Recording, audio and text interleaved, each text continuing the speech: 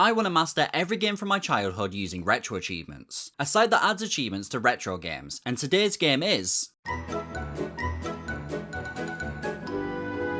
Bugs Bunny and Taz Time Busters was released on PC and the PlayStation 1 in the year 2000. I'll be playing the PS1 version. The game follows the Looney Tunes, Bugs Bunny and Taz, and the entire game can be played in co-op, with each player controlling either Bugs Bunny or Taz. And I have a confession to make. I never played this game growing up, but my best friend Matt did. So today is the first multiplayer set we will be doing for retro achievements. The game has 54 achievements to grab, so on our multiplayer account Ret Bros, it's time to dive in. I'll be playing as Bugs Bunny and Matt will be playing as Taz. Bugs and Taz end up teaming up due to Daffy Duck stealing a time gem that was used to control this time machine, which is looked after by Granny. Daffy Duck has caused chaos to all of time, and now it's our job to get all of the different eras back to normal and rescue the time gem back from Daffy Duck. The place where Granny lives is called Greenwich and is the starting hub of the game, and here is where we can get our first achievement. In this starting hub, me and Matt will learn the controls and different abilities of both Bugs Bunny and Taz, and every time we successfully complete a tutorial task, we will be awarded with a gear. Gears are needed to fix the time regulator, and of course, there's an achievement for collecting all, 6,010 gears? Holy sh! While doing the tasks for the gears, me and Matt had to learn the controls, fight over which of us gets to use the camera at a certain time, and learn the skills of each character. Bugs Bunny can jump on Taz's head to get more height. He can also sneak, climb trees, enter rabbit holes, pick up objects to whack or throw, and he can also use his ears as a helicopter. Taz can move heavy objects, spin, and can eat things, which isn't helpful at all, but Matt enjoyed doing this just to piss me off. If either of us die, we can rescue each other from this box, but if both of us die, we lose a clapboard, which are the lives in this game. Doing all these little tutorial tasks got us the 10 gears needed to pop the first achievement, like Spiral Mountain, but mandatory, for getting all 10 gears in Greenwich and completing the tutorial. Before we leave Greenwich for the first era, Granny explains all of the collectibles in the game, and there are a lot. We have the previously mentioned gears that we need in order to fix the time regulator. There are hidden Acme crates throughout the game, and once all Acme crates have been destroyed in a certain era, we will be awarded a regulator gear. Lost in time characters, these are characters who will be crying in different eras outside of their own, and with a swift kick, we can rescue them and send them back to their own era. Carrots are scattered around which are used to regain our health. And finally, we have the boss tokens. These will unlock the boss fight for each era. And speaking of eras, we head into the first one of the game, the Aztec era. Each era has a hub just like Greenwich, with different areas leading to minigames, challenges, and levels with collectibles that we will need to 100% in order to continue. The Aztec hub world is called Golden City. After some exploring and collecting in Golden City, we head into the first minigame. This minigame is the Pelota game. It's a fun 2-player sports game that me and Matt can play against the CPUs. The first team to score 5 points wins. We had some fun with this one, and we even did some trick shots to earn the regulator gear. After leaving the minigame, we find our first Lost in Time character. We hit him and send him back to his era. Once all Lost in Time characters have been found in an era, a crystal gear will unlock, which is worth about 100 gears in total, which is huge, as the total number of gears needed for Golden City altogether is 500 gears. Let's get our next achievement, Good Eyesight, which we get for having the max amount of carrots at once and be at full health for Bugs and Taz. Grabbing 5 more carrots, pop the achievement. By now, we had also found all 5 Acme crates in Golden City, which awarded us with another regulator gear, and we headed into the next minigame. This minigame was for Matt to do. As Taz, he can use his strength to match up all of the blocks to the right colours, and while he did that, I just pissed about diving all over the place. Heading back to Golden City, we found this switch on the floor, which required both of us to stand on it, and once we managed to, we found a boss token. However, I wanted to collect this boss token in style, so I got Matt to stand at the bottom, and I attempted a dive from the top. We switched the camera to his point of view as I dived to see if I was able to land on the token. I absolutely failed the jump, and we were wetting ourselves. But for collecting the token, it got us the achievement Secret Compartment for obtaining the boss token in Golden City. The next minigame was called Roll the Drums. Taking it in turns, we just had to press the buttons on the screen in order to hit the drums. It's a rhythm memory game, which for completing gives us another regulator gear. And we also get to see this guy do some sick 360s around the drums. Up next, we have the Sneak Peek Challenge. A challenge for me to do as Bugs Bunny. I just had to sneak around the room in order to collect all of the gears. gears. And at the end was a twirl symbol for Taz to use to get another regulator gear with 25 gears. Our next challenge was catch the monkeys. There are 5 monkeys in this area that we need to find and collect in order to obtain a gear. They hid up in the trees just throwing crap down at us, so I climbed up the trees and kicked the monkeys down so that Matt could pick them up and drop each monkey off. It was a pretty easy challenge and we just had some fun yeeting the monkeys around. It's time to take on the first proper Aztec level, the Sacred Ride. And this is the only missable achievement in the entire playthrough, so we have to get it right now. The Sacred Ride had us both ride on a dragon. I control the dragon's movement and fly, and Matt controls the fire breath. In order to get the missable achievement, however, we have to get the boss token at the end of the level without dying or getting hit. Already on the first attempt, I get us killed. Turns out some of the bridges can collapse on us. This is going to take some practice, so we load back into the level. The first part you just saw, the dragon was moving forward on its own, while I steered, jumped, and glided. But in this next section, I have full control over the dragon. I make the first jump and the floor falls into the lava. My reaction time here was worse than Space Jam 2, so we start again. Getting back to the section, we now have to deal with falling rocks. Easy. I go to make a run for it, and of course, one hits me towards the end. Let's run it back. I now knew what needed to be done. We started the final run. Bridge section cleared no problem. The falling rocks dodged every single one of them, and the next section had lava chasing us the entire way. I managed to escape the lava at the end to pop 2 achievements. Yosemite Sam's Slightly Sacred Steed for obtaining the boss token from Sacred Ride, and the missable achievement, the Chosen One, for getting the boss token without dying or taking damage. Now, even though that's the only missable achievement, each era has a level similar to this, and they get so much harder, because now we have to go back into the level and 100% it by collecting everything.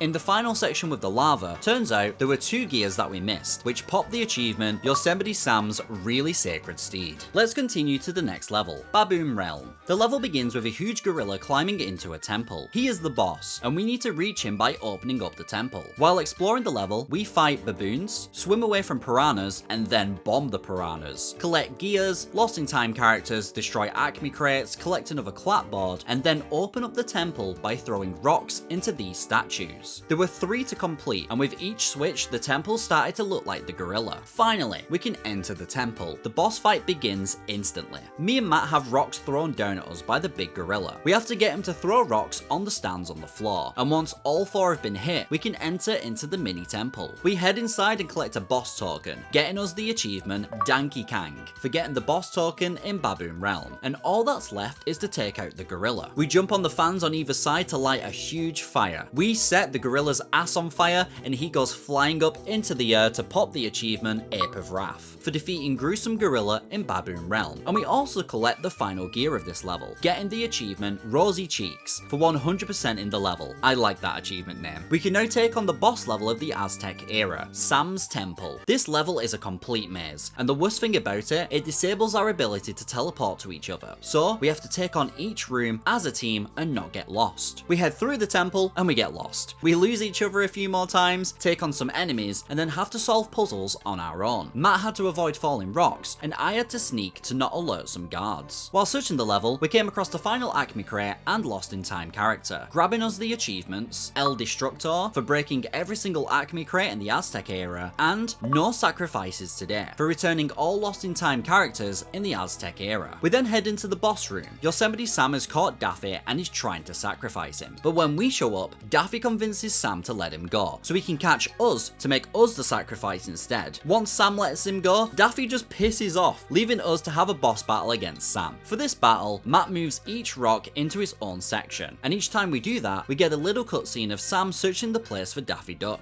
After all the blocks are in place, Sam finds us and begins to chase us down. When he gets tired, however, we can attack him to steal his torch, and I use it to light the ropes on fire. We do this 3 times in order to drop a giant rock on his head, popping the achievement Ancient Varmint Tops Heated Redhead for defeating him. The time gem falls and Daffy runs in, jumps on it, and teleports away to a new era, the Viking era. Before heading there, we wrap up everything in the Aztec era. By 100% in Sam's temple, we get the achievement Temple of Doom. Once back at Golden City, we can now grab the crystal gear that's worth 100 gears, getting us 2 more achievements. It's Tough to Be a God for fully completing Golden City, and 2012 for fully finishing up the entire Aztec era. We head back to Greenwich to enter into the Viking era next, and as we enter, we see Daffy Duck find Thor's hammer, but it turns out to be Elmer Fudd, who attacks Daffy, making him lose the time gem. As we enter the hub world for the Viking era, Shaw Village, we run into Granny, who teaches Matt a brand new skill. As Taz, he can now pick me up and throw me around. So Matt picks me up and launches me over the water in order to collect a gear. But the first time he does this, he misses and I die. The second time, we manage to get the gear and I safely teleport back. Matt then learns another new skill called Scary Face. Scary Face can be used on certain enemies to make them retreat, causing them not to attack. Nice. Next, we head into the first minigame of the Viking era, Hockey. Similar to the Pelota game, it's the first team to 5 points to win a regulator gear. Our hockey team is called Get Pucked, and we absolutely demolished the CPU team, with Matt getting a crazy long shot from our own goal right at the end, winning us the regulator gear. The next minigame was the snowball game. Vikings were scattered around on blocks of ice. I throw snowballs at them to knock them down, and Matt had to spin them to take them out. Then, that allowed Matt to pick up a block of ice to create an ice bridge over to the next regulator gear. Heading back to Shaw Village, it was now my turn to learn a brand new skill, the Super Roll. This allows Bugs Bunny to roll into little holes to explore new areas, and I can also charge into enemies, knocking them all out at once. Next, we changed the direction of all these statues scattered around Shaw Village, which revealed a boss token for us to collect. Once collected, we got the achievement Thunderbolt and Lightning, very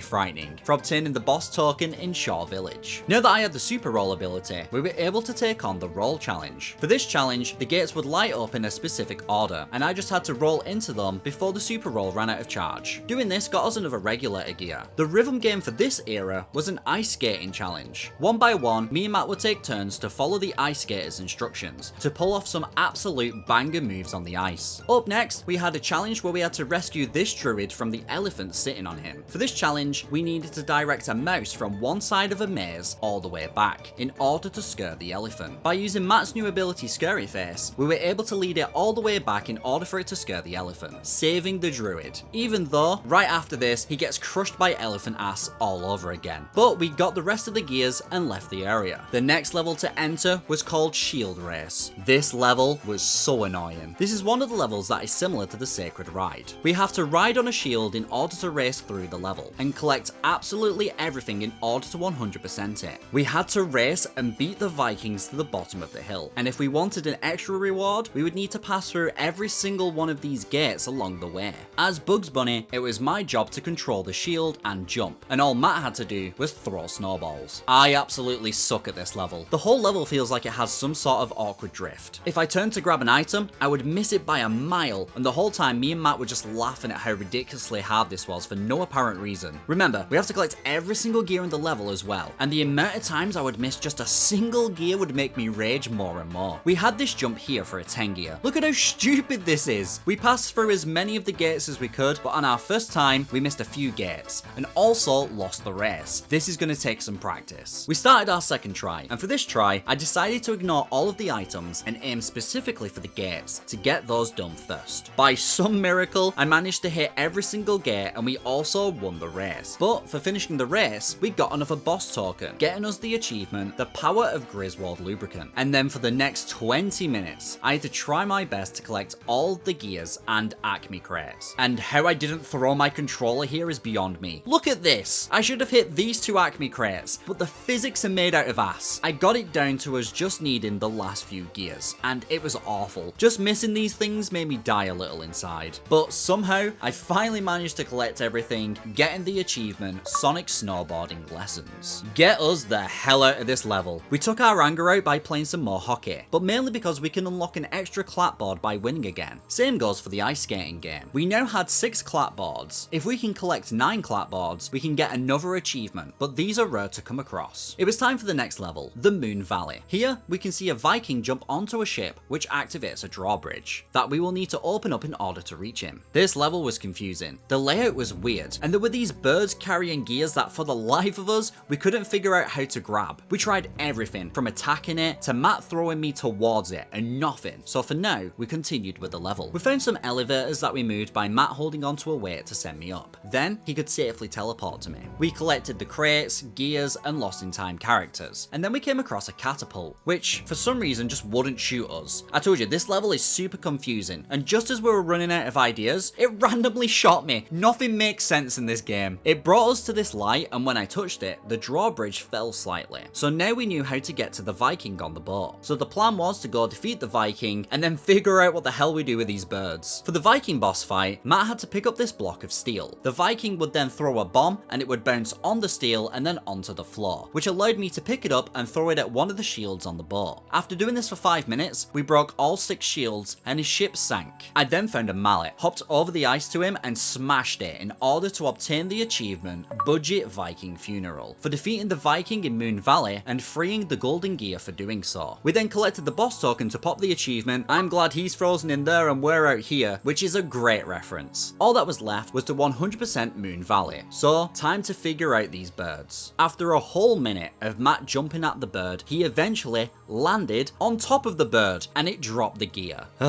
All we had to do was bounce on them. We grabbed the rest and boom, full moon for fully completing the Moon Valley. After that headache, it was finally time to head into the boss level, Elmer's Domain. We did puzzles for gears, tried out bowling and knocked out some enemies, and climbed a huge ass building. And right at the top was the final Lost in Time character for this era, getting us the achievement Lower the Lifeboats for returning all Lost in Time characters in the Viking era. We did some great teamwork by balancing our weight in order to unlock a gear. And then we had to make this guy literally crash out in order to make our way to the boss room. As we approach, we see Daffy Duck, and he runs into the boss room and leaves after being roasted. We head in to find Elmer Fudd, and the boss battle begins. The battle was actually quite simple. There were these heads with different switches in front of them. The switches were different actions for me and Matt to do in order to bring the head down. For the first one, all we had to do was stand on them, which brought Elmer Fudd down to us, and we grabbed his hammer, ran over to a cage that had the time gem inside, and hit one of the switches around it. This made Elmer jump to a new head. This one had switches and a twirl switch. We grabbed the hammer once again and hit the next switch. We did this over and over again until the final head appeared. Here we had to dodge his lightning attacks. We finally opened up the cage and unlocked the achievement The Wabbit Becomes the Hunter for defeating Elmer Fudd, and Daffy jumps into the time gem and disappears yet again. Before tracking him down, we finish up the Viking era. We break the final Acme crate for the achievement Broken Boxes for breaking all the Acme crates in the Viking era. We find the final few gears in the level to pop the Smite the Wabbit achievement for fully completing Elmer's Domain. And then we headed back to Shaw Village to pick up the crystal gear to pop 2 more achievements at the same time. Shaw Leave for fully completing Shaw Village and Minnesota Salutes You for fully completing the Viking era. Our next era is the Arabian era. We see Daffy Duck find a room full of treasure and he starts to steal it all. He then gets stopped and chased down. Our hub here is called Sunset Alleys, which has doorways to all the different levels and challenges. The first thing we did is find Granny, who teaches Taz a brand new skill, the Super Spin. It's just his spin move, but it can go on for much longer, but it also makes him dizzy right at the end of using it. We then head into the first challenge, the Plate Spinning Challenge. For this challenge, we had to catch the plates that were being thrown, place them on a pole, and keep them spinning. And we had to do this for every single pole, and me and Matt were absolutely panicking during this. There's so many plates and so many poles, we were running all over the place, but we ended up finishing the challenge to get a 25 regulator gear. Next, we found Granny again, and this time I got a brand new skill as Bugs Bunny, Snipe Mode. This new skill allows me to go first person and I can aim and throw carrots. We found a place called the Genie Temple, but it was completely empty, so we headed into the next place, the Fire Temple. Here, we are told that the Water Genie is a prisoner and we must free him. I sneaked across to allow Matt to teleport to me. From here, he could use this shield to protect himself, so he could grab this gear. Next, I sneaked across to the final part, which allowed Matt to teleport to me, and he managed to reach the Water Genie, who flew back to the Genie Temple. One genie successfully rescued. Next up was the the Taj Mahal challenge. Brilliant. For this challenge, Matt had to use his brand new Super Spin in order to break all the vases with monkeys in them. We then went into the Earth Temple to save the Wind Genie. Here, Matt would use his spin to create a rabbit hole for me. Then, I could create pillars for him to get on top of, making our way to save the Wind Genie. 2 genies down. We did some Balladi lessons, which was another rhythm game, in order to grab a regulator gear. And we also got to show off our sick moves. We even did it twice to grab another clapboard, putting us at 8 out of 9 clapboards for the achievement. The Water Temple was up next, and we needed to save the Fire Genie. All we had to do was grab a bomb, let it explode here, and then swim to the next area to save the Genie. So far, these Genie rooms have been super easy, but I'm about to eat my words.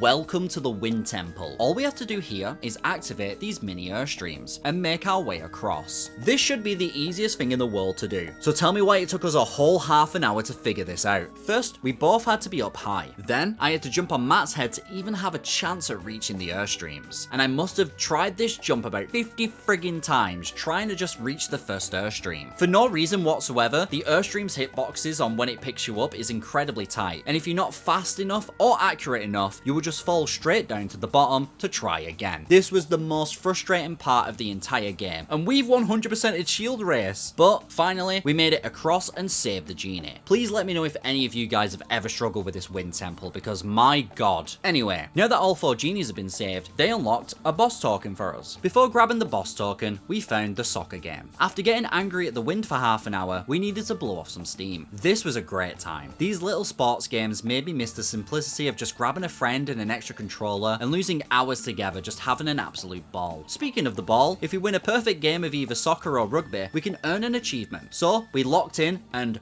boom, the achievement Spirit of Scott Sterling popped for us. Next up, we had Carpet Chase. A thief had stolen a lamp, and it was our job to chase him and get it back. Piece of cake, that's a wall. That is a wall. The most annoying thing about that, we lost a clapboard. So, before going back into Carpet Chase, we thought it was best to go get this achievement right now. We got an extra clapboard for doing the spinning plates challenge again, and then we went all the way back to the Aztec era, to the Sacred Ride level, in order to grab a clapboard right at the very end, getting us the achievement Unkillable Partners for having 9 clapboards or more at once. It's time to head back to Carpet Chase. I'm controlling the carpet, and all Matt has to do is throw coconuts. He always gets the easy jobs, I swear. Just like the Shield Race, we will have to collect everything on this level in order to 100% it. But first, let's get the main objective done and chase down the thief. We also have to fly through all of these banners. I'm glad we got the clapboards beforehand because the amount of mistakes I made here was insane. But we managed to grab all of the banners and the lamp back from the thief. For doing this, we got a boss token, which unlocked the achievement Tour of the Town. Time to head back in and collect the rest of the gears and items to pop the achievement Maverick for fully completing Carpet Chase. We then had a proper level to run through, the Royal Gardens. Here, we could find magic flutes, and by playing the notes on the floor, we can open up new areas to explore. Our goal for this level was to find magic pearls. One of the magic pearls was found by using Bugs Bunny's dig ability. I hit up the notes and played the magic flute to make a rope appear. Climbing the rope led to the first magic pearl. Next, I used my snipe skill to drop an anvil down on this guy's head, who dropped a music box. We had to memorize the notes on the screen, and then we could grab the next pearl. We collected gears and items, and also found a lost in time character who we had to trick into jumping into a hole to grab. In the final room, Matt had to throw me through these rings to light them up. Once lit, they revealed the musical notes, and we grabbed the final magic pearl, which gave us another boss token. Grabbing this boss token got us 2 achievements: Pearl Clutcher for obtaining the boss token in Royal Gardens, and Charles M. Jones Conservatory for fully completing Royal Gardens. We finally remembered to grab the boss token from the genies in order to unlock the achievement Touch Nothing But the Lamp for obtaining the boss token in Sunset Alleys. With all the boss tokens, we head into Baba's cave. Here, we led enemies to their own death, had a Dire Docks moment, fed some lion statues to open up a path towards the boss, and grabbed the final Lost in Time character in the Arabian era to unlock the Prince Ali Express achievement. And we also did some tile color matching as well. While making our way to the boss room, we also found the final Acme crate of the Arabian era to pop the achievement True Hero of Time. We found the giant lion head that was now fully opened after closing all of the small lion mouths throughout the level. And here we grabbed the final 25 gear of the level to earn the achievement I'm rich, I'm wealthy, I'm socially secure for fully completing Baba's cave. And we entered into the boss room. After all this time, Daffy Duck is still getting chased for trying to steal the treasure. I'm actually going to let this cutscene play out so you can experience the absolute awkward loading screens that me and Matt have had to deal with this entire time.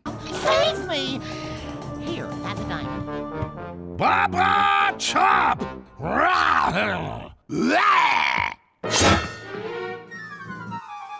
I think that guy could use a little vacation.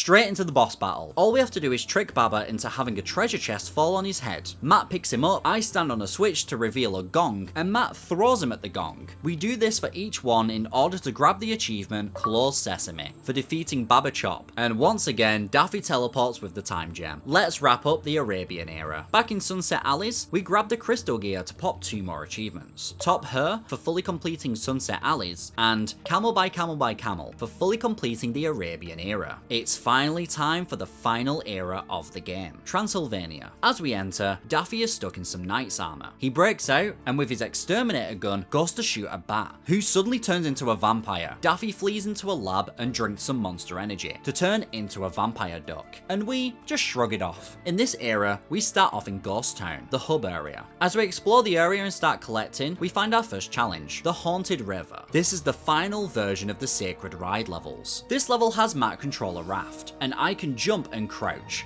and we have to collect everything while avoiding the enemies. And as always with these levels, some of the gears are just straight up annoying to grab. We have to be careful because once we die, we have to start all over again. We managed to make it to the end for the first time to grab a boss token, and the achievement Surfing USA, for obtaining the boss token in Haunted River. We jumped straight back in to deal with these annoying gears, and after a little bit of practice, I finally managed to grab them all, for the achievement Moon River, for fully completing Haunted River. Thank God, that one final gear was pissing us off. So it's time to go chill with the final sports game, Rugby. At this point, me and Matt are masters at the sports games. It is a shame it's not a basketball game, as the enemies here all resemble the aliens from Space Jam. We then bump into Granny, who teaches us another skill. We can get bubblegum from this machine, and use it to fly up to high places. Next, we anger this huge red dude, and get him to chase us to a machine that we found, called the Brain Transfer Machine. By getting him onto the machine, we are able to take over his body. From here, we can now destroy giant boxes around the hub world. We can destroy these red boxes, and also a door into a challenge. The only hint that we get here is that something awaits for us at the top. So, as this massive ass red guy, we slowly climb the clock tower, punching boulders and blocks out of the way until we reach the very top. Here, we hit a giant bell, and the guy jumps off the building.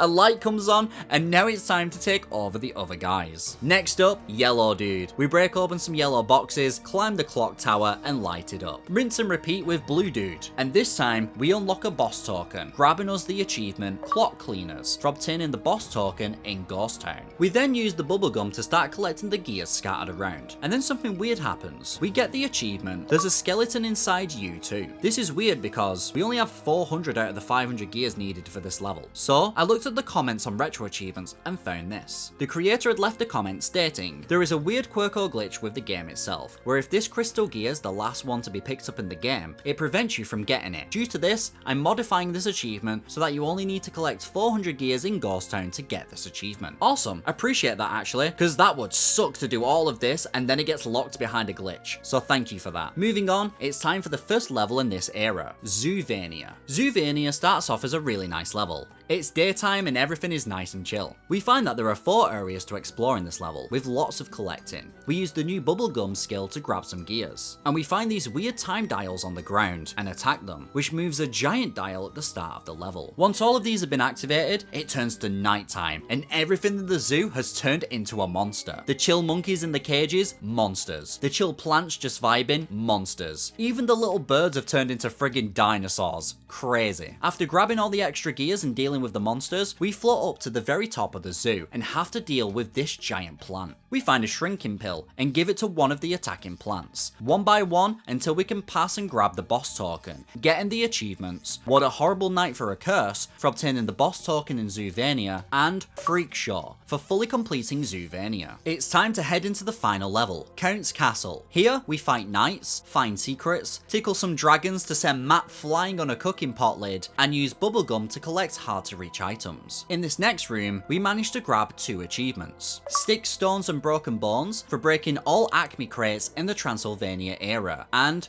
Wiley Would Be Proud for breaking all Acme crates in the entire game. Huge achievement right there, as we are entering into the end game. We then grab another 2 achievements. Hat Trick for returning all Lost in Time characters in the Transylvania era, and Lost and Found for returning all Lost in Time characters to respective eras. It is so satisfying terrifying to be wrapping up all these final achievements. We grab a torch, try to avoid getting spanked by this hand, and light up all of the torches in order to reach the final boss. As we enter, Bugs Bunny and Taz walk up a huge tower. Bugs finds a key under the rug, but before he can open up the door, Daffy grabs us and brings us to the Count. But his potion wears off as he does that, and Daffy runs off. The Count stops us from leaving, so now it's time for a final fight. This fight took us a solid few minutes to work out, as the Count just keeps popping up and throwing things at us. After some time, we figured out that Taz can jump on his head. He then flies through a window, and we have to make our way up to it. I jump on Matt's head to get up, and Matt teleports to me, so that he can push the gargoyle down towards a hole next to the coffin. The Count starts to fly around, and we have to dodge him while grabbing the other gargoyles. The gargoyles activate and remove the lid from the coffin to reveal the time gem, and we get the achievement Mission Accomplished for defeating Count Bloodcount and getting the time gem back. We take the time gem, leaving Daffy Duck behind this time, and it takes us all the way back to Greenwich. We put the time gem back where it belongs, but this is not the real ending. We have a few more gears and achievements to grab in order to see the true ending. So let's go grab them. I mean, I say them, turns out it was just 125 gear left to grab in Count's castle. Grabbing it got us the final 3 achievements. When the crypt doors creak and the tombstone quake for fully completing Count's castle. Transylvania Mania for fully completing the Transylvania era, and Greasy Hair for getting all of the gears in the game and unlocking the true ending. And with that, Bugs Bunny and Taz Time Busters has been fully mastered. The true ending cutscene plays out, ending with Daffy Duck becoming tiny. If you want to know the next game we're gonna master, all you have to do is subscribe. Thanks for watching.